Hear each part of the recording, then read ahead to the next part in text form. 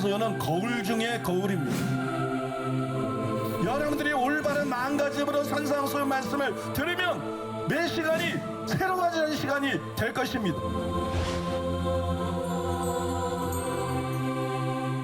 예, 오늘 말씀 제목이 진리와 순종처럼 중요한 것은 없습니다. 굉장히 중요한 제목인데요.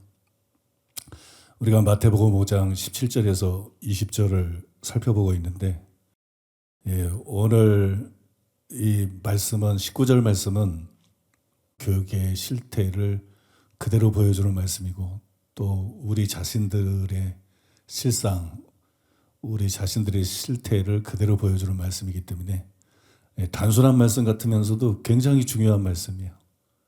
그래서 집중해서 잘 들어주시기 바라고요. 예수님께서 이 땅에 오셨는데 율법을 폐하러 오시지 않았다 그랬어요. 예수님은 율법을 완전케 하라고 오셨어요. 그래서 율법은 폐해지지 않았습니다. 폐해지지 않았으니까 지켜야 되죠. 그러니까 이 말씀이 보통 중요한 말씀이 아니에요. 그래서 예수님이 19절에서 이렇게 말씀한 거예요. 마태복음 5장 19절. 그러므로 누구든지 이 계명 중에 지극히 작은 것 하나라도 버리고 또 그같이 사람을 가르치는 자는 천국에서 지극히 작다 일컬음을 받을 것이요 누구든지 이를 행하며 가르치는 자는 천국에서 크다 일컬음을 받으리라. 이 말씀은 예수님이 그 의미를 온전히 드러낸 율법의 도덕법에 대해서 지금 말씀하고 있는 거잖아요. 그 중에 지극히 작은 계명도 지켜야 된다. 그래야 천국에서 지극히 작은 자가 되지 않고 큰 자가 될 수 있다. 예수님이 완전케 한 율법 중에서 지극히 작은 거 하나를 버렸어. 지극히 작은 걸 하나를 버리고 그걸 못 지켰어. 그랬더니 그 사람이 누구라고요? 천국에서 제일 작은 자다. 이 사람이 천국에서 제일 작은 자예요. 그러니까 믿기만 하면 뭐 말씀 들어서 살지 않아도 천국 간다. 그거는 도대체 어느 나라 성경을 본 거야? 주님이 완전케 하신 계명 중에 지극히 하나를 버리면 그걸 못 지키고 살면 천국에서 제일 작은 자가 돼. 그보다 작은 자는 없어. 믿습니까? 천국에 그보다 작은 자는 없어요. 근데 무슨 뭐 말씀 들어서 살지 않아도 천국 간다는 거야? 그죠? 그러면 지극히 작은 거 하나라도 버리고 그랬어요. 그죠? 예수님이. 그 버리고라는 말이 무슨 뜻일까요? 궁금하지 않나요? 이게 같은 구절에 보면 버리고 가르치는 자, 행하며 가르치는 자. 이게 서로 대조되는 거죠. 그러니까 버리고 가르치는 자, 행하며 가르치는 자. 그러니까 이 문맥에 의하면 버리고의 반대가 뭐예요? 행하고죠. 그죠? 행하며 가르치는 거. 그러니까 버리고가 뭐겠어요? 버린다는 게 하나님 말씀을 범하는 걸 말하는구나. 이렇게 생각할 수가 있겠죠. 응? 많은 사람들이 또 그렇게 이 말씀을 착각하는 것 같아요. 사울왕이 하나님 명령을 안 지켰어요. 아말렉을 진멸하는데 명령을 안 지켰어요. 그랬더니 사무엘이 그걸 뭐라 그래요? 왕이 하나님의 말씀을 버렸으므로 하나님께서도 왕을 버려서 왕이 되지 못하게 했다. 그랬죠. 그죠? 그러니까 하나님 말씀에 불순종한 걸 거기다 보니까 버리고 그랬는데 여기서도 예수님께서 버리고 그러잖아요. 그래서 버리고가 그 말씀을 안 지킨 걸 말하는가 보다. 공동번역 성경이나 이 현대인의 성경에 보니까는 버리고를 뭐라고 보냐면 어기거나 그렇게 번역했어요. 또 세번역 성경에 보니까는 어기고 그렇게 번역했어요. 그래서 버린다는 게 하나님 말씀을 안 지키는 걸 말하는가 보다. 이렇게 착각하기 쉬운데 그건 잘못 생각하는 거예요. 버리고라는 것은 그런 뜻이 아니에요. 왜냐면 이 버리고라는 원어가 뭐냐면 리오라는 단어예요. 리오. 간단하게 얘기해서 취소하다, 폐지하다 그런 뜻입니다. 버렸다는 게 뭐냐? 이걸 폐지해버렸다 그런 뜻입니다. 말씀을 가르치는 자가 이거 안 지켜도 돼. 이거 꼭 이대로 살아야 되는 거 아니야. 이거를 폐해버린다는 거예요. 그걸 지극히 작은 것 중에 하나만 네가 폐하고 잘못 가르쳐도 너는 천국에서 제일 작은 자가 된다는 거야. 이거 굉장히 심각한 얘기인 거예요, 여러분. 예수님이 폐하러 오지 않았는데 목사가 뭐라고 설교하면서 폐하냐는 거예요. 그렇게 안 살아도 천국 간다는 게 이게 폐하는 거거든. 응? 그래서 지극히 작은 계명 중에 하나만 폐해도 너는 천국에서 목사든 뭐 선교사든 너는 천국에서 제일 작은 자가 된다는 거예요. 작은 자. 양영희 교수님도 이렇게 썼어요. 동사 류에인은 17절에 동조고 동사 카타 류에인. 그러니까 이 버리고라는 거는 류에인이고 그 17절에 보면 카타 류에인이라고 하는데 그게 뭐냐면 내가 율법을 폐하러 온 줄로 생각지 말라. 이 폐하되는 게 카타 류에인. 그러니까 이게 동적어거든요. 카타리에인의 의미에 비춰 볼 때 계명을 불순종하다라는 의미보다는 계명을 제쳐두다라는 의미를 갖는 것으로 보인다. 그렇게 말했어요. 그러니까 이거는 단순히 안 지킨다 이런 게 아니라 예수님이 폐하러 오지 않은 걸 감히 목사가 폐한다는 거야. 감히 부흥사가 폐하는 거야. 감히 신학자가 감히 선교사, 설교자가 주님이 폐하지 않고 온전케 한 거를 설교하면서 폐해버린다는 거예요. 버리고 가르친다는 건 그걸 말하는 것입니다, 여러분. 그러므로 여러분 19절이 주는 교훈은 크게 두 가지인 것입니다. 하나는 예수님이 완전케 하신 계명에 하나라도 폐하지 말고 그걸 반드시 그대로 가르쳐야 된다. 이게 모든 목사와 설교자들이 명심하고 또 명심해야 된다. 예수님이 폐하지 않은 걸 네가 감히 폐하지 말아라. 예수님이 완전케 한 걸 네가 감히 그중에 지극히 작은 거 하나라도 폐하지 마라. 그럼 너는 천국에서 제일 작은 자가 된다. 믿습니까? 그 바울이 말하잖아요. 내가 진리의 말씀을 옳게 분별하여 부끄러울 것이 없는 일꾼으로 인정된 자로 하나님 앞에 자기를 드리기를 힘쓰라고. 진리를 똑바로 분별할 수 있어야 목사라는 거예요. 믿습니까? 진리를 똑바로 분별할 수 있어야 선교사인 거지. 사역이라는 거는 거기부터 시작해야 되는 거예요. 그러니까 이 말씀 19절 주는 교훈은 예수님이 완전케 하신 계명을 하나도 폐하지 말고 성도들에게 그대로 가르쳐라. 타협하지 말고. 네가 뭔데 더하고 빼고 그러냐. 목사가 할 수 있는 일이 아니라는 거예요. 그러니까 이거 그대로 가르쳐라. 충분히 이해가 되시죠, 그죠? 그 다음에 19절 말씀이 주는 또 하나의 교훈은 뭐냐면요. 예수님이 말씀한 대로 그대로 가르칠 뿐만 아니라 반드시 너부터 지켜라. 반드시 너부터 지켜라. 이게 행하며 가르치는 자가 이런 자는 천국에서 큰 자가 되리라. 이런 자는 천국에서 큰 자가 되지만 그렇지 않은 자는 천국에서 지극히 작은 자가 되리라. 목사든 선교사든. 여러분 하나님 나라가 이런 나라예요. 심판이 이런 거예요. 천국에서 큰 자가 되는 게 쉬운 게 아니. 네가 천국에서 큰 자가 될 수 있는 방법은 딱 하나밖에 없는데 하나님의 계명 중에 지극히 작은 거 하나도 절대로 무시하지 말아라. 하나님의 계명 중에 지극히 작은 거 하나라도 절대 무시하지 말고 반드시 지켜라. 믿습니까? 이런 사람만 천국에서 큰 자가 된다. 큰 계명은 말할 것도 없고 그냥 지극히 작은 계명 하나까지 철두철미하게 지키는 사람 이 자는 천국에서 큰 자가 되리라. 이게 19절이 지금 하고 있는 말씀이에요. 놀라운 말씀이에요, 여러분. 그렇지 않습니까? 그래서 이 두 가지를 여러분들에게 순서대로 설명을 해드리겠습니다. 첫 번째로 따라해 보겠습니다. 예수님의 말씀을 그대로 가르치는 것의 중요성. 예수님의 말씀을 그대로 가르치는 게 얼마나 중요한가. 이 구절은 먼저 그걸 말해주는 거기 때문에 그거에 대해서 설명해 드릴 건데요. 오늘 19절에 보니까 그랬잖아요. 그러므로 누구든지 계명 중에 지극히 작은 거 하나라도 버리고 또 그같이 사람을 가르치는 자는 천국에서 지극히 작다 일컬음을 받을 것이요. 근데 버리고라는 단어가 바로 폐한되는 거 의미라는 걸 이미 배웠잖아요.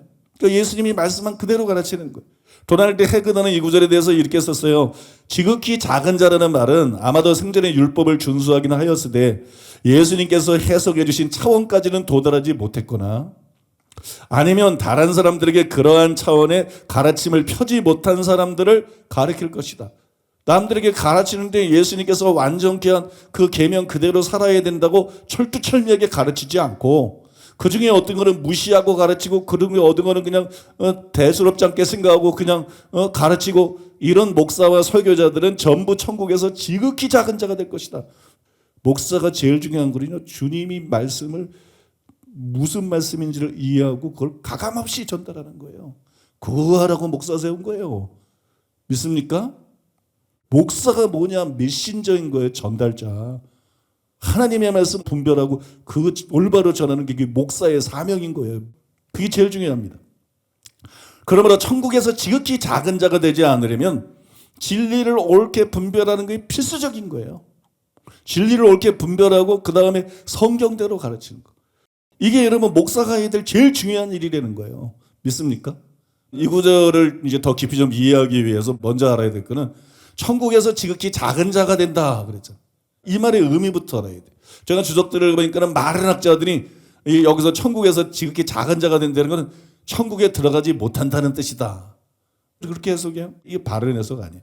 이게 마이클 윌킨스가 그 이유를 설명을 잘했는데 그가 이렇게 말을 했어요. 작은 자의 서열은 천국에서 배제됨을 시사하는 것으로 취해서는 안 된다. 그러니까 천국에서 지극히 작은 자가 된다는 게 천국 못 따라간다는 그런 뜻으로 이해하면 안 된다. 그렇게 해석하면 안 된다. 왜 그러면 그렇게 해석하면 안 되나? 왜 그 해석이 틀렸나? 다음 구절에서 예수님이 천국의 바깥에 있는 자와 안에 있는 자를 구분하기 때문이다. 20절에 보세요. 너희 의가 서기관과 바리새인보다 낫지 못하면 결단코 천국에 들어가지 못하리라. 서기관과 바리새인보다 의가 나은 자는 천국 들어가고 그렇지 못한 사람은 천국 못 들어가고, 천국에 들어가냐 못 들어가냐는 19절이다라고 있는 게 아니라는 거지. 천국에 들어가냐 못 들어가냐는 20절 말씀이 다루고 있는 것이다. 그리고 19절 말씀은 문자 그대로 천국에서 작은 자가 될 것이냐 큰 자가 될 것이냐 그걸 말하고 있는 건데 왜 이 구절에서 이 천국에서 지극히 작은 자가 된다는 것이 천국에 못 들어가는 거라고 해석을 하느냐. 그런 해석은 잘못됐다. 제대로 본 거예요. 그러므로 천국에서 지극히 작은 자가 된다. 이건 문자 그대로의 의미예요. 천국에서 지극히 작은 자가 된다는 것은 큰 자가 되지 못하고 작은 자가 된다는 그런 의미예요. 한편 저는 이 구절에 근거를 해가지고 저와 같은 목회자들, 저와 같은 목사들, 저와 같은 설교자들, 이 우리 같은 사람 중에서 천국에서 큰 자가 될 사람들은 극소수다. 이 목사들이 정신 차려야 돼. 목사들, 설교자들 중에 목회자들 중에서 천국에서 큰 자가 될 사람은 극소수다. 극소수. 그럼 왜 목회자들 중에 천국에서 큰 자가 될 사람이 극소수냐? 그 이유는요. 오늘 19절이 그걸 보여주는 거예요. 예수님은 계명 중에 지극히 작은 거 하나만 버리고 그걸 폐하고 가르쳐도 너는 천국에서 지극히 작은 자가 된다고 분명히 하늘의 왕이요 심판자이신 예수님이 선언을 하셨는데 너무나 많은 목사들이 예수님이 말씀한 계명 중에 지극히 작은 것이 아니고 그보다 훨씬 큰 계명들을 폐해버리는 거예요. 그냥 오직 믿음, 그냥 뭐 한 번 믿음, 한 번 구원은 영원한 구원, 하나님은 사랑, 뭐 은혜 시대 이래가지고 예수님이 이렇게 살아야 된다, 이렇게 살아야 된다, 이렇게 살지 않으면 지옥 간다. 기껏 산상수훈에서 쭉 말씀하시는데 예수님은 뭐라 그래도 말도 그냥 이걸 다 폐해버리는 거예요. 그런 설교들이 얼마나 많아. 그러면 계명 중에 지극히 작은 거 하나만 폐해도 천국에서 지극히 작은 자가 되는데 이런 목사들은 도대체 천국에서 뭐가 되겠어? 천국에 들어가기나 하겠어? 응? 천국에 들어가겠어요, 여러분? 그래서 예수님이 맹인이 맹인을 인다면 둘 다 지옥 불구덩이에 빠진다고 말한 것이에요. 믿습니까? 그러니까 대부분이 지극히 작은 것이 아니라 21절 이하에서 예수님이 6가지 반제를 통해서 설명하고 있는 그보다 큰 계명들에 대한 주님의 설명을 액면 그대로 믿지를 않아. 성경에 기록된데도 안 믿어. 아버지 뜻대로 한 전에 들으라. 성경이 나오잖아요. 예수님 직접 말씀했잖아요. 근데 목사들이 그렇게 안 믿어. 장로라는 사람들이 그렇게 안 믿어. 기독교인들이 그렇게 안 믿어. 그냥 믿기만 하면 천국 간대. 말씀대로 살든 못 산다. 이게 이단이라니까. 이건 기독교 아니라니까. 예수님의 말씀을 그대로 안 믿어요. 예수님의 말씀을 폐해버려요. 감히. 그 말씀을 하나님의 말씀으로 받아들고 목숨 걸고 지켜야 될 목사와 신자들이 예수님은 뭐라고 말했든 말든 안 믿어. 그 말씀을 폐해버려. 산상수훈 예수님 설교를 다 송두리째 무효로 만들어버리는 거야. 예수님이 폐하지 않은 계명을 설교를 통해서 가르침을 통해서 폐하고 있는 목사들이 이 땅에 부지기수다. 그러니 이런 목사들이 어떻게 천국에서 큰 자가 되겠는가? 예수님 말씀이 진실이라면, 예수님 말씀이 사실이라면 어떻게 목사들이 천국에서 큰 자가 되겠는가? 예를 들어서 예수님은 6계명에 대해서 이렇게 가르치셨어요. 마태복음 5장 21절로 22절. 옛사람에게 말한 바 살인하지 말라. 누구든지 살인하면 심판을 받게 되리라 하였다는 것을 너희가 들었으나 나는 너희에게 이르노니 형제에게 노하는 자마다 심판을 받게 되고 형제를 대하여 나가라 하는 자는 공회에 잡혀가게 되고 미련한 놈이라 하는 자는 지옥불에 들어가게 되리라. 이게 예수님의 가르침이에요. 살인하지 말라 이 계명을 예수님이 폐하지 않고 완전케 하신 거예요. 이 살인하지 말라는 계명은 지금도 지켜야 돼. 이 말씀의 요구, 이 말씀의 뜻은 이거야. 그러면서 예수님께서 말씀한 거예요. 사람을 죽인 것만 살인이 아니고 노하는 것도 살인이야. 욕하는 것도 살인이야.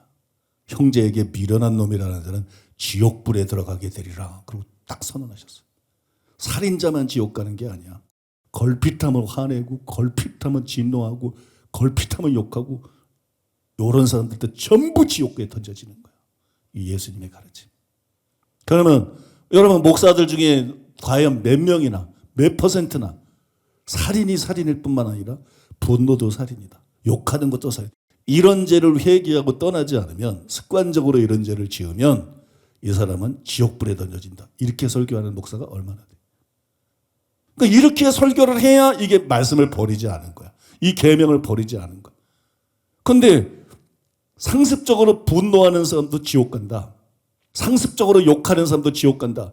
그 화내는 것 쉽게 생각하면 안 된다. 그 욕하는 거 쉽게 생각하면 안 된다. 그러면서 성도들이 이 죄를 회개하고 천국 가도록 가르치는 목사가 목사 중에 몇 프로나 되냐고요, 여러분. 목사는 절대로 욕쟁이가 될 수 없어. 미성숙한 목사는 욕할 수도 있어. 그러나 진짜 목사라면 즉각 회개하고 자꾸 고치지. 여러분 욕하면서 살지 않아. 욕쟁이 할머니는 있을 수 있어도 욕쟁이 목사는 없습니다. 그건 목사가 아닙니다. 그건 기독교인도 아닙니다. 욕쟁이 기독교인은 없어요, 여러분. 이해가 되십니까, 여러분? 욱하는 사람들이 있어. 그런데 기독교인은 온유한 자예요. 팔복의 사람이에요. 그런 성격을 다스리는 자예요. 믿습니까? 옛날에 욕쟁이 부흥사들 얼마나 많았어요. 저게 설교를 들어보면 조폭이 강대성에 올라와 있는 건지 저게 목사가 와 있는 건지 세상 사람 보기 부끄러워. 얼마나 교회가 타락하면 교회가 이렇게 됐겠어요, 여러분. 도대체 예수님 말씀을 뭐로 여기는 거야? 응? 예수님이 미련한 놈이라는 사람 지옥 불에 들어가는데 무슨 목사가 걸핏하면 욕을 해. 얼마나 많은 목사들이 하나님의 말씀을 피하고 있느냐고요. 자기를 합리화하면서 두려움 없이 주님의 자리를 꿰차고 앉아가지고 교만해져가지고 하나님의 말씀을 피하고 있는가. 그 다음에 예수님은 제7계명에 대해서 이렇게 가르치셨어요. 마태복음 5장 27절로 30절.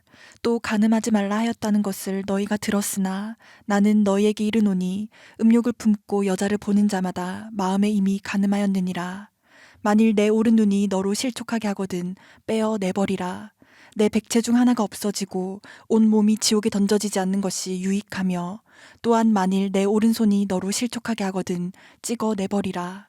내 백체 중 하나가 없어지고 온 몸이 지옥에 던져지지 않는 것이 유익하니라. 여러분 여기서 예수님께서 간음하지 말라 이거 안 패하셨어요. 그 다음에 간음하지 말라는 의미를 다 드러냈는데 그냥 행동으로 간음 안 하면 되는 게 아니라 여자를 보고 음욕 품으면 안 된다. 그러니까 보는 거 조심해야 돼. TV도 보는 거 조심해야 돼. 이쁜 여자들은 또 TV에 나오거든. TV 보면 죄다 그렇게 말해서 무슨 TV 조심해야 될 필요 있어요. 영화 조심해야 돼. 요새 영화는 윤리 도덕이 없어. 인터넷은 더 조심해야 돼. 보는 거 조심해야 돼. 여자를 보고 음욕을 품은 자마다 마음에 간음했다. 그 다음에 내 논의를 범죄케 하거든 빼버려라.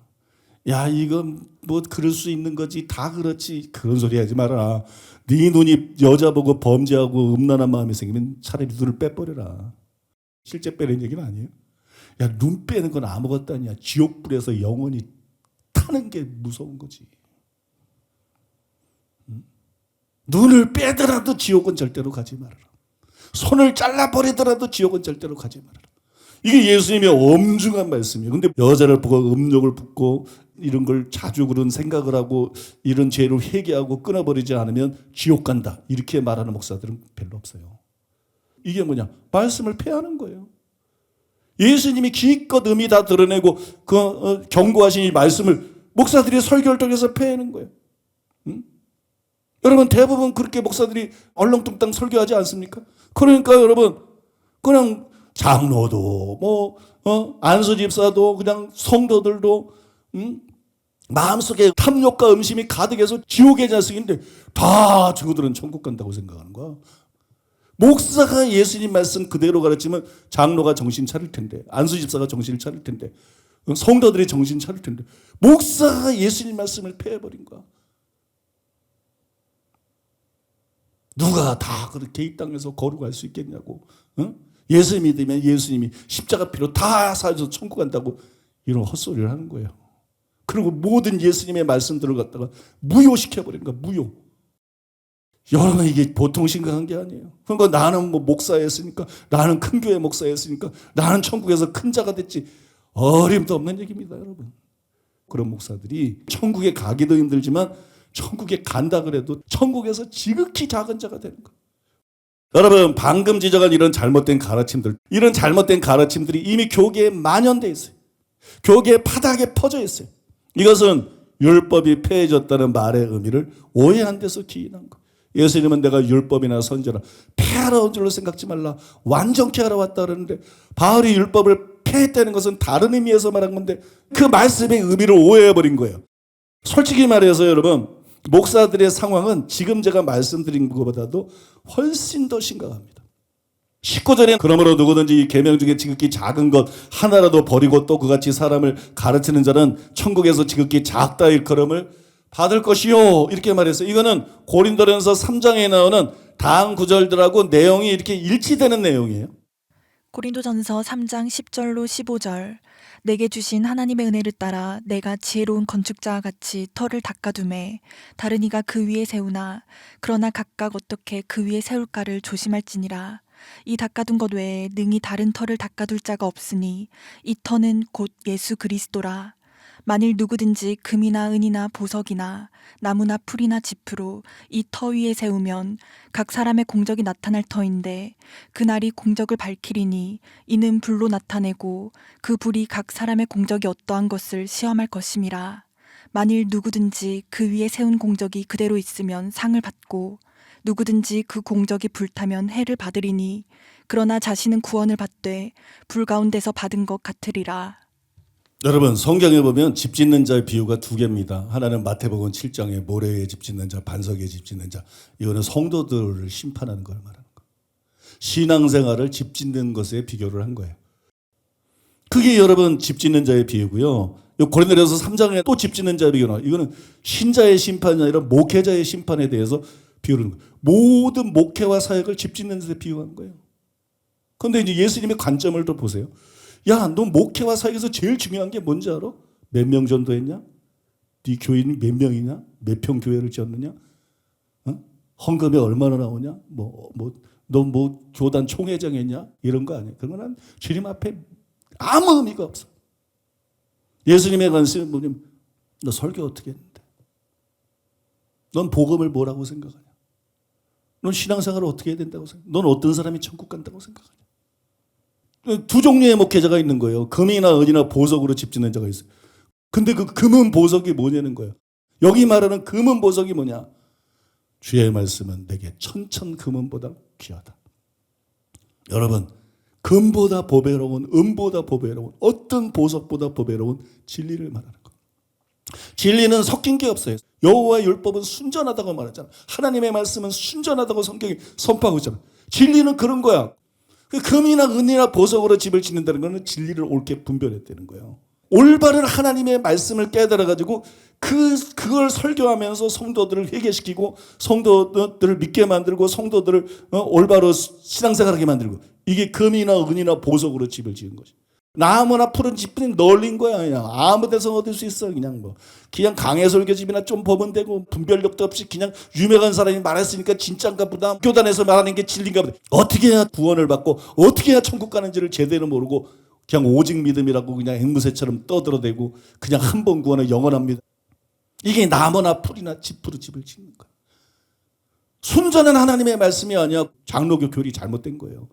이단은 아니야. 우리 형제들이야. 근데 너무 많은 부분이 잘못됐어. 너무 위험해. 그거를 신앙생활 똑바로 하기는 참 힘들어. 열심히 하는 사람 빼놓고는. 일부 빼놓고는. 목회자 심판의 핵심은 그거예요. 너 뭐 가지고 설교했는데. 그게 금 맞아? 그게 은 맞아? 그게 보석 맞아? 그게 천천금은 같은 정말 하나님이 말씀하고 있는 순전한 진리야? 아니면 그건 나무 아니야? 풀 아니야? 집 아니야? 너 그런 거로 목회하고 그런 거로 선교한 거 아니야? 여러분 이해가 되십니까? 불로서 심판하는데 나무나 풀이나 짚은 다 사라져버리고 나무나 풀이나 짚 부러지는 사람들은 불 가운데서 얻은 것처럼 겨우 지영원 하나 천국 가가지고 천국에서 제일 작은 자가 된다는 거야. 그러면 여러분들이 이 사람들이 설교 잘못한 것 때문에 얼마나 많은 사람이 지옥 가는데 이 사람은 왜 천국 갑니까? 여러분 터 위에 집을 세웠다 그랬잖아. 터 위에. 이 사람이 진짜 회개하고 믿은 사람인 거. 말씀은 제대로 몰라서도 적어도 하나님 말씀대로 산 목사들 얘기를 지금 하고 있다는 거예요. 모든 목사들이 천국 간다는 얘기를 하고 있는 게 아니고 자기는 잘 못 깨닫고 잘못 가르쳤지만 그래도 목사라고 주님 사랑하고 그래도 회개하고 그래도 주님 말씀에 순종하고 그런 목사들이 천국에서 작은 자가 된다는 거예요. 불 가운데서 얻은 것처럼 겨우 구원을 받는다는 거예요. 겨우. 그게 여러분 바울이 지금 이 비유를 통해서 하고 있는 말인 거예요, 여러분. 그러나 예수님이 마태복음 5장 21절 이하에서 설명한 것처럼 설교하지 않고 그거를 설교를 통해서 피하는 목사들이 얼마나 지금 위험한 상황에 있는가. 너무너무 위험한 상태인 거예요. 아주 지옥 가기 딱 좋은 상태에 수많은 목사들이 놓여 있는 거예요. 왜? 예수님이 말했잖아요. 너희 의가 서기관과 바리새인보다 낫지 못하면 천국 절단코 천국까지 못하리라. 근데 서기관과 바리새인보다 나은 의는 예수님이 피하지 않고 예수님께서 완전께서 그 의미를 드러낸 살인하지 말라, 간음하지 말라, 맹세에 대한 거, 동해복수법에 대한 거, 원수사랑에 대한 거 이거를 지키는 거야. 이걸 예수님이 말씀한 대로 지키는 거야. 바리새인들이 알고 이해한 대로 지키는 게 아니라 예수님이 설명한 대로 지키는 거야. 이게 서기관과 바리새인보다 나은 의야. 근데 너무나 많은 목사들이 예수님의 이 말씀을 교리적인 편견에 사로잡혀가지고 너무 명백하게 예수님이 말씀했는데 이거를 그대로 안 믿어. 그리고 그 의미대로 가르치지 않고 무시하고 가르쳐가지고 이 말씀을 폐해버려. 이게 얼마나 위험하냐. 영혼들한테만 위험한 게 아니야. 이 목사가 그렇게 안 살아도 된다고 믿는다는 거예요. 이게 지금 한국 교회의 실상입니다. 이게 지금 이 시대 목회자 세계의 실상이에요. 이 목사가 그렇게 안 살아도 된다고 믿어. 이 목사가 꼭 그렇게 살 필요 없어. 화낼 수도 있는 거지. 욕할 수도 있는 거지. 욕하는 게 뭐 어때서 예수 믿으면 구원 받는 거지. 그러니까 욕하는 거 아니에요, 목사들이? 욕쟁이 목사들이? 그러면 여러분 이쁜 여자 보면 능력이 일어날 수도 있는 거지.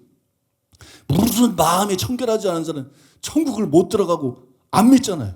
그렇게 살지 않아도 된다고 생각하잖아요. 그러면 그 말씀을 그대로 안 믿는 목사가 그렇게 살아도 된다고 하는 목사가 그 말씀대로 살 사람이 몇 명이나 되겠느냐. 거의 없다는 것입니다. 아주 극히 일부만 말씀을 깨닫지 못해서 이렇게 꼭 살아야 되는 걸 모른다 할지라도 주님 사랑하고 신실하게 기도하고 그런 목사님들이 있어요. 그러나 여러분 얼마나 있겠냐고.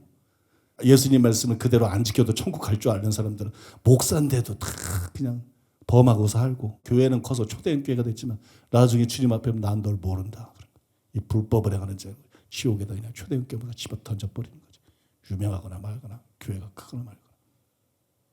그게 실제로 영계에서 벌어지고 있는 일이에요. 그게 여러분 심판석에서 끊임없이 지금도 벌어지고 있는 일이에요. 그러니까 여러분 목사들의 상황이 제가 앞에서 말한 것보다도 훨씬 위중하고 훨씬 심각한 거예요. 그들 중에 많은 사람들이 지옥 간다는 겁니다. 이유는 불법을 행했기 때문이에요. 예수만 믿으면 된다고 생각했어. 예수님이 율법을 폐하지 않았다는 거. 우리가 지켜야 될 법이 있다는 거. 그걸 지켜야만 서기관과 바리새인보다 나은 의가 되고 그렇지 않은 사람 전부 지옥 간다는 예수님이 설명한 이거를 깨닫지 못해서 이거를 믿지 못해서 이거를 붙잡지 못해서 이걸 가르치지 못해서 이 말씀을 따라 살지 못해서 그냥 이해가 되지 않아요. 그러니까 목사들이 여러분 많은 사람이 지옥에 갑니다. 옛날에 제가 뉴욕에서 여러 해 전에 밥 존스 목사님을 만났는데 밥 존스 목사님 그 얘기를 하더라고요. 본인이 지옥에 갔다 온 얘기를 하는데 그냥 수를 헤아릴 수 없는 목사들이 지옥에 와서 형벌을 받고 심판을 받고 있는데 그래서 내가 밥 존스 목사님 보고 그랬어요. 목사님 그 왜 목사들이 이렇게 지옥에 많이 가 있습니까? 밥 존스 목사님 때문에 뭐냐면 말씀을 잘못 가르쳤기 때문이다. 그게 정확한 말입니다. 여러분. 예수님이 폐하지 않은 것을 폐한 거예요. 그걸 삶의 기준으로 삼지 않은 거예요. 열심히 설교하고 열심히 신방하고 열심히 기도하고 목회했는데 주님 말씀 따라 살지 않은 거. 불법을 행하는 자가 돼버린 거. 하나님 말씀을 바르게 가르치지 못했다. 하나님의 말씀을 잘못 가르친 죄로 무수한 목사들이 지옥에 와 있다. 소경이 소경이 된다면 둘 다 구렁텅이에 빠지시라. 윤석전 목사님이라고 저 동네 서울 저 동네 가면 궁동이라고 가면 그 연세중앙교회 그 큰 교회 있잖아요. 그 목사님이 늘 하는 얘기가 뭐예요? 지옥의 목사들이 얼마나 많은지 모른다. 목회자 세미나에서 수천 명 목사님 모이는데 사모님들 앞에 늘 하는 얘기가 뭐예요? 목사라고 천국 간다는 게 성경에 어딨냐? 사모라고 천국 간다는 게 어딨냐? 그분들 자기 경험이거든. 지옥에 가니까 너무 목사들이 많더라. 지옥에 있는 목사들이 너무 많다. 여러분 사실입니다. 너무나 많은 목사들이 지옥에 갑니다. 그러니까 여러분 진리를 옳게 분별하는 거, 그 다음에 성경대로 바르게 가르치는 거, 이거는 여러분 성도들을 위해서도 필요한 일이지만 목사 스스로를 위해서 너무나도 중요한 일인 것입니다.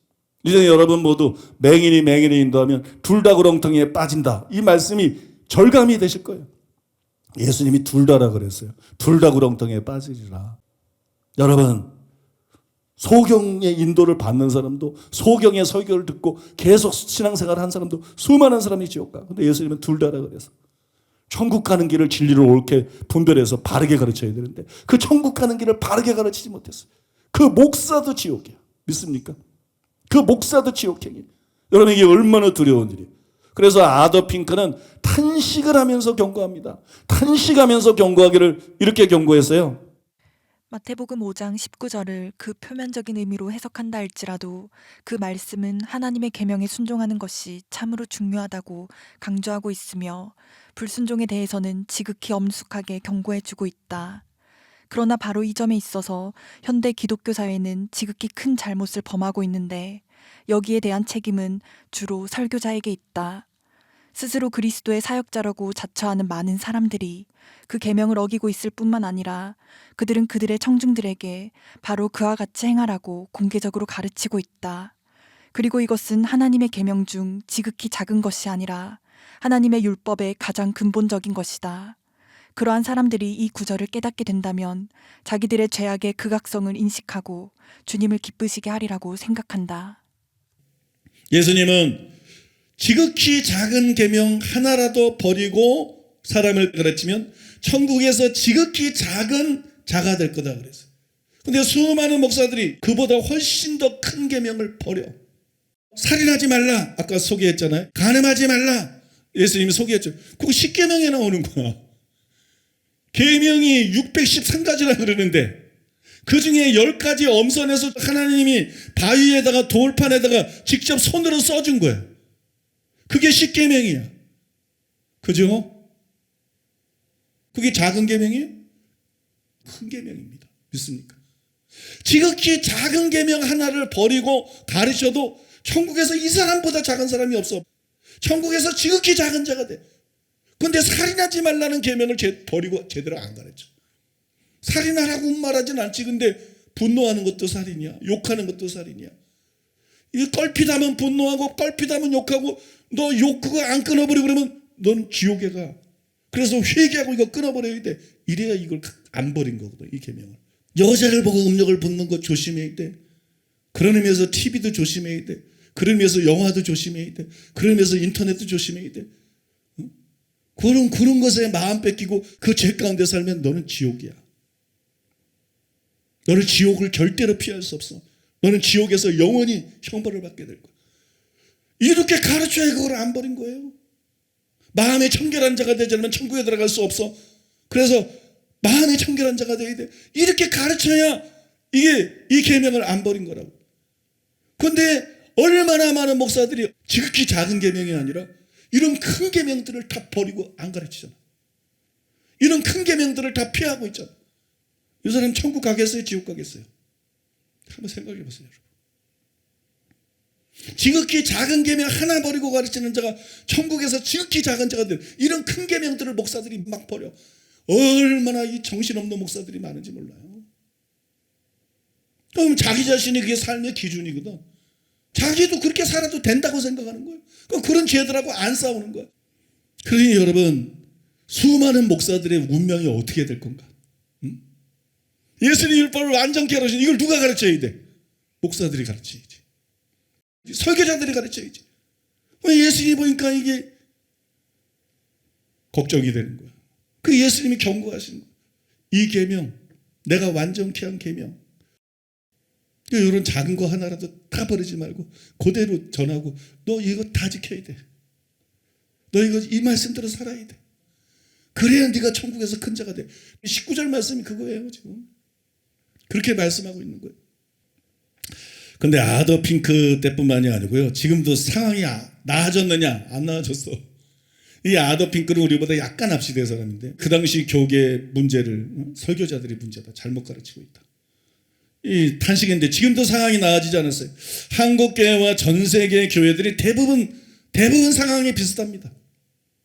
그런 면에서 도널드 헤그더의 말이 굉장히 중요한 것 같아요. 도널드 헤그더가 이렇게 말했어요. 2절에 두 차례에 걸쳐 첨가된 디닥세, 가르침이라는 단어는 제자들의 사명이 단순히 예수께서 해석하신 대로 율법을 준수할 뿐만이 아니라 그것을 다른 사람들에게 열심히 가르쳐야 한다는 것을 강조하고 있다. 마태복음에서는 가르침이 특별히 강조되고 있으며 이 복음서 저자는 그것을 자신이 속한 교회가 행하여야 할 가장 중요한 일로 생각했음에 틀림이 없다. 하나님의 말씀을 정확하게 알 뿐만 아니라 그거 가르쳐야 된다. 너만 알면 안 된다. 이게 생명의 말씀인데, 이게 영생의 말씀인데, 이게 물 빠진 사람에게 줄 던져주는 건데 너만 알면 이걸 가르쳐야 된다. 그러면서 마태가 어떻게 생각하냐, 마태 자신을 포함해서 목회자들의 사명, 우리 설교자들의 사명이 뭐냐, 이 예수님이 가르쳐 주신 이 올바른 진리를 전하는 거, 이거보다 중요한 건 없다. 이 예수님의 말씀을 액면무대로 인정하고 깨닫고 이 말씀을 그대로 사람들에게 전하는 거, 목회자의 사명은 이거보다 중요한 게 없다. 그런데 여러분, 그렇게 성경을 가르치는 설교자들이 얼마나 적어요. 너무나 적은 것이에요. 그래서 교회 안에서 너무나 많은 사람들이 목사 제대로 만났으면, 제대로 된 설교 들었으면 회개하고 천국 갈 사람이 평생 교회에서 충성하고 지옥에 가버리는 거예요. 그러니 여러분, 설교가 너무 중요한 거예요. 그리고 교회의 선택은 너무 중요한 거예요. 여러분 믿습니까? 교회 안에서 너무나 많은 사람들이 지옥에 가는 거예요. 그래서 성도님들이 나서서 그 일을 해야 된다는 거예요. 이게 지금 목사들에게만 맡겨둘 문제가 아니라는 거예요. 바울이 뭐라 그랬어요? 내가 많은 증인 앞에서 내게 들은 바를 충성된 사람들에게 부탁하라. 그들이 또한 다른 사람들을 가르칠 수 있으리라. 성도인데 다른 사람을 가르칠 수 있을 것이다. 그들에게 부탁해라 그러잖아요. 히브리서지라도 목회자가 아니라 성도들에게 때가 오래되었으므로 너희가 마땅히 선생이 될 터인데 그러잖아요. 믿은 지 오래됐으면 선생이 돼야 돼. 자기 자녀도 가르쳐야지. 그죠? 부부끼리도 가르쳐야지. 형제끼리도 가르쳐야지. 친구도 가르쳐야지. 이웃도 가르쳐야지. 직장 동료도 가르쳐야지. 그렇지 않습니까 여러분? 목회자만 가르치는 거 아니에요. 여러분이 예수 믿은 지 오래됐으면 마땅히 선생이 되어야 된다는 거예요. 그러니까 여러분들이 목회자가 아니더라도 교회에서 배운 바른 복음과 진리를 기회 있는 대로 다른 사람들하고 나누려는 거예요. 이게 사람을 살리는 거야. 이게 생명줄을 던지는 거야. 믿습니까? 어느 교회를 다니든 진리를 바르게 알고 회개하고 그 사람 천국 가게 하려는 거야. 그 다음에 우리 교회 안 와도 되니까 좀 엉터리 목사들 말고 제대로 회개를 외치고 제대로 거룩을 외치고 제대로 진리를 외치는 그런 교회를 다니게 만들려는 거야. 꼭 우리 교회 안 데리고 와도. 믿습니까? 여러분, 그 사람들에게는 여러분이 복음과 진리를 가르쳐 줄 수 있는 유일한 사람일 수도 있어. 참된 진리를 모르고 그냥 죽을 수도 있다는 거예요. 여러분이 그들에게 복음과 진리를 알려줄 수 있는 그런 유일한 존재일 수도 있다는 거예요. 그래서 사명감을 가지려는 거예요. 여러분이 목사가 아니더라도 사명감을 가져야 된다. 사명감을 가지고 여러분들이 듣고 배운 거를 나눠야 됩니다. 믿습니까? 사명감 가지고 더 열심히 하시기 바랍니다. 그러니까 네 교회도 없고 내 교회도 없고 어떻게 하든지 간에 영혼들을 깨우고 살려가지고 천국 보내는 이 일을 우리가 해야 되는 것이에요. 여러분 믿습니까? 그 일을 해야 될 줄로 믿습니다. 자, 이제 두 번째로 따라해 보겠습니다. 진리를 행하며 가르치는 것의 중요성.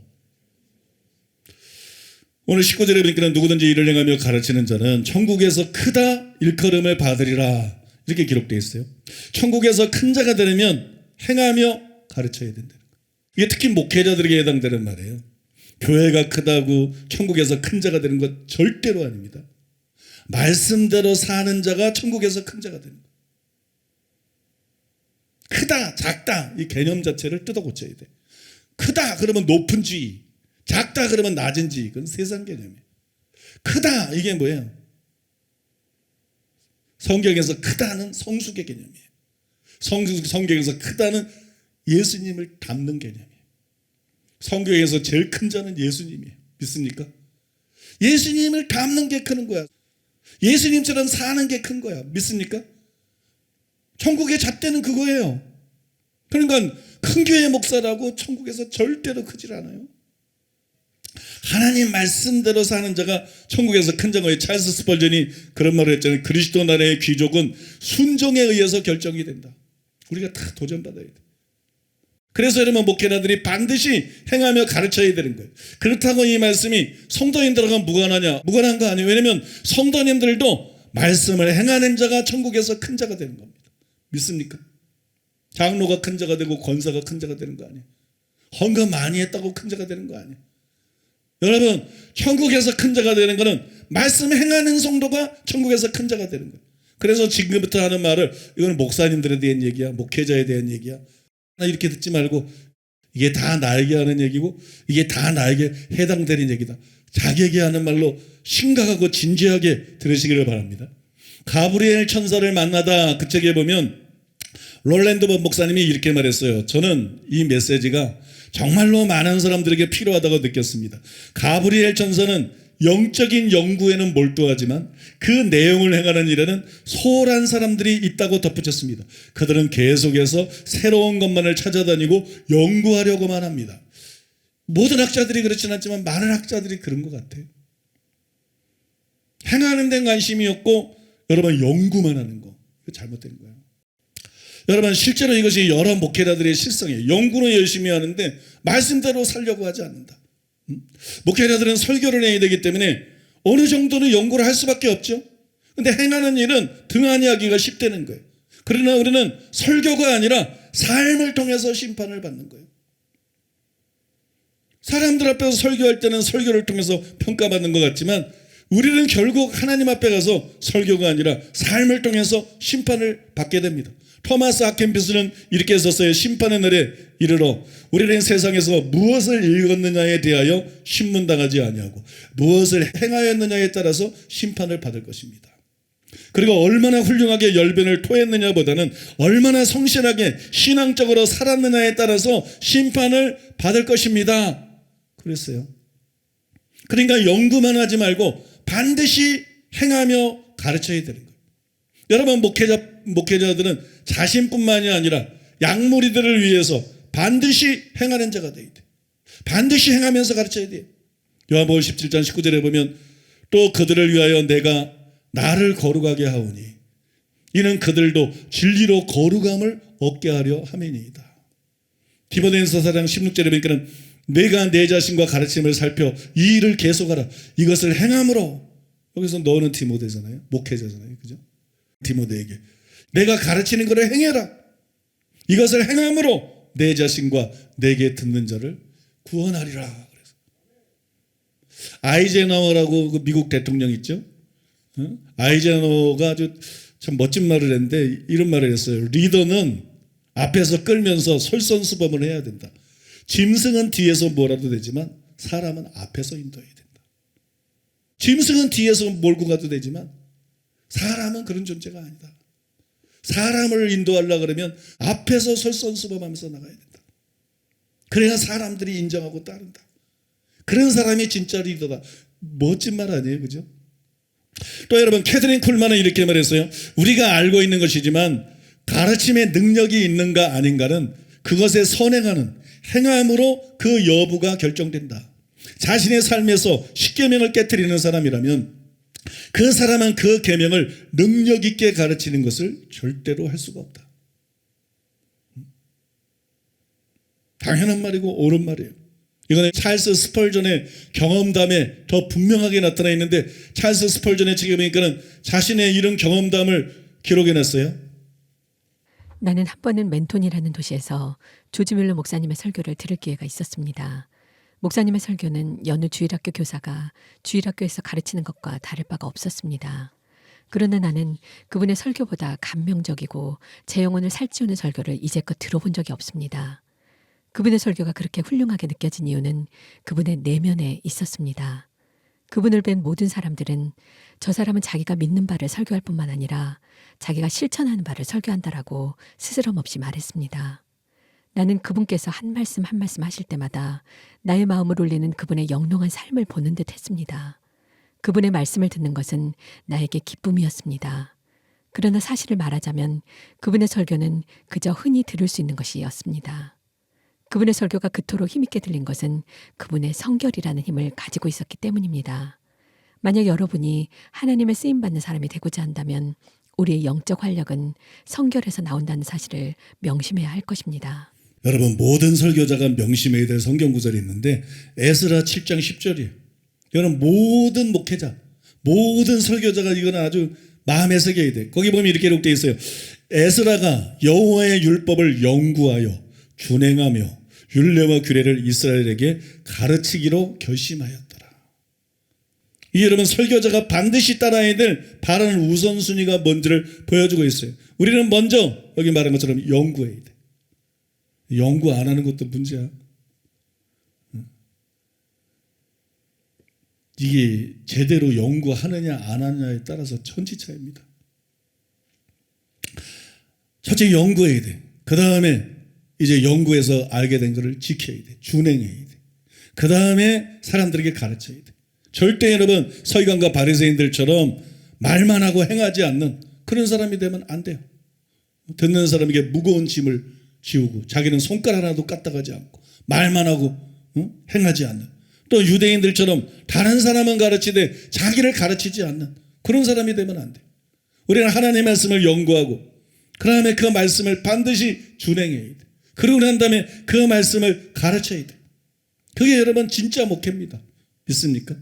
근데 현실은 그렇지가 않지. 그렇지 않은 목회자들이 너무 많지. 그게 오히려 일상적이에요. 그래서 아더 핑크는 심지어 목회자들에게 이런 쓴소리를 했어요. 누구든지 이를 행하며 가르치는 자는 천국에서 크다 일컬음을 받으리라. 여기에서 말의 순서를 주목해 보면 행하며 가르치는이라고 되어 있다. 바울이 믿음 안에서 그의 아들에게 내가 내 자신과 가르침을 살펴라고 권고한 것 같이 그리스도께서도 그의 종들에게 생활의 고결함과 교리의 건전함을 요구하고 계신다.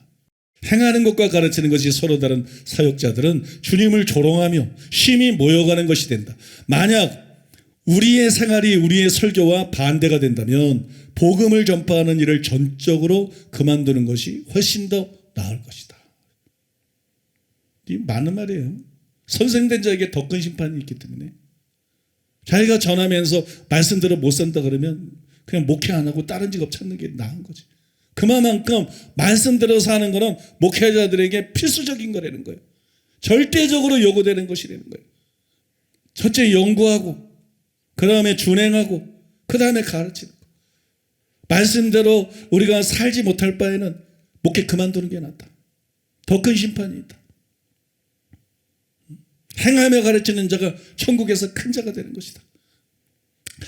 이 시대 이 교회의 어두운 상황들을 가만히 생각해 보면 저는 목회자들에게 집회가 필요하다고 생각해요. 이 목회자들이 바뀌어야 된다.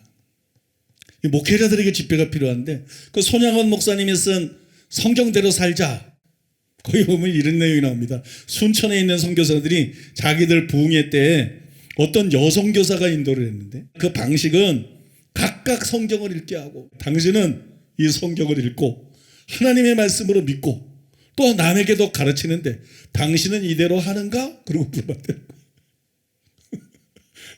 부흥회를 하는데 각각 성경 읽게 하고 당신 이대로 하는가? 선교자들에게 뭐 그래 당신 이대로 사는가?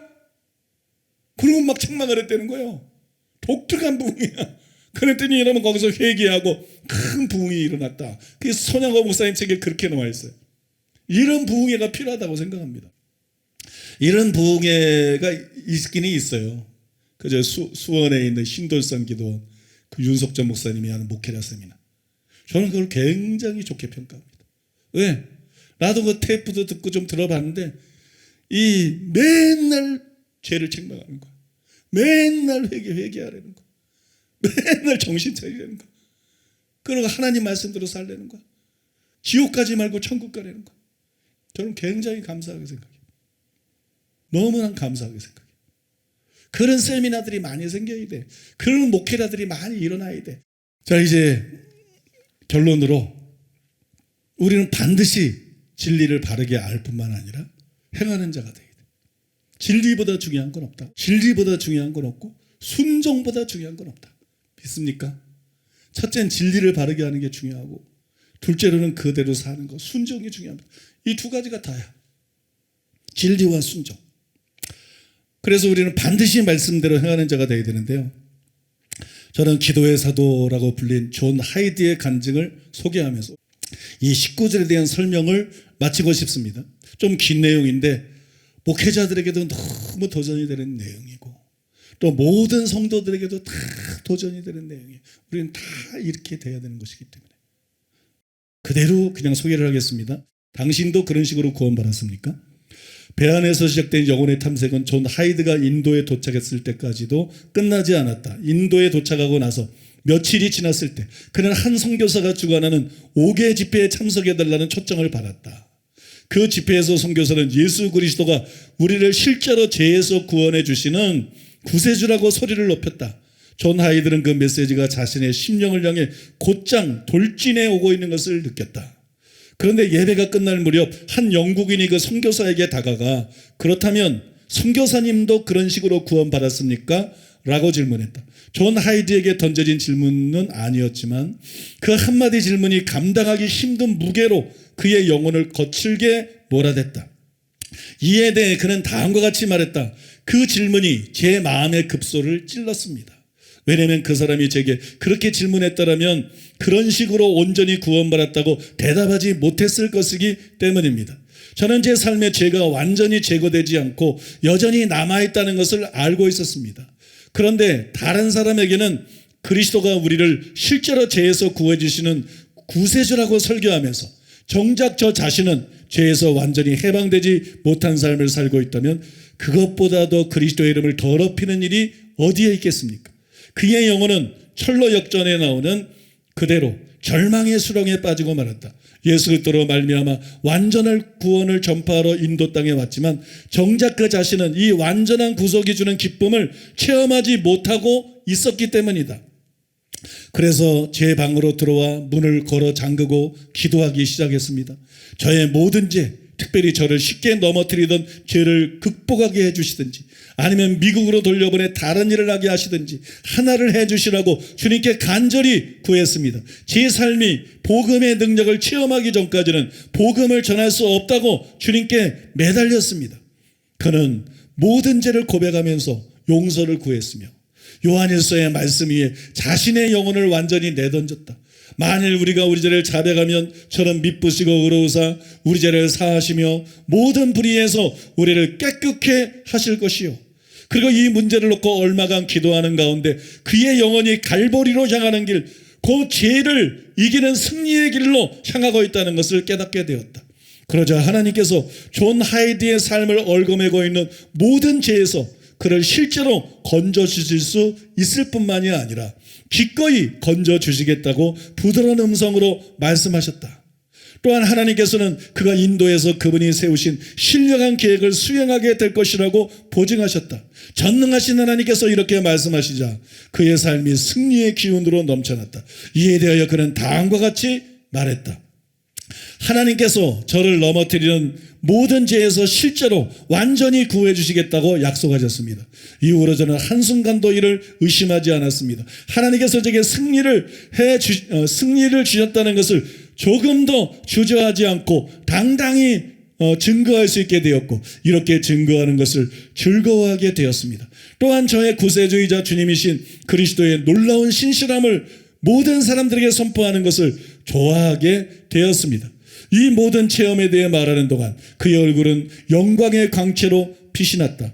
나중에 팽원 존스는 그가 이 모든 것들을 말할 때 표정을 잊을 수가 없습니다. 자신의 죄에 대해서 말할 때 지었던 그 말로 표현하기 어렵고 슬픈 표정과 그리스도의 신실함에 대해서 말할 때 지었던 그 형언하기 어렵게 놀라운 미소를 어찌 잊을 수가 있을까요? 라고 말했다. 이렇게 조나이들은 성령으로 충만해지고 또 죄를 압도하는 심령을 소유하게 된 연후에야 비로소 선교사의 소임을 감당할 준비를 갖추게 되었다.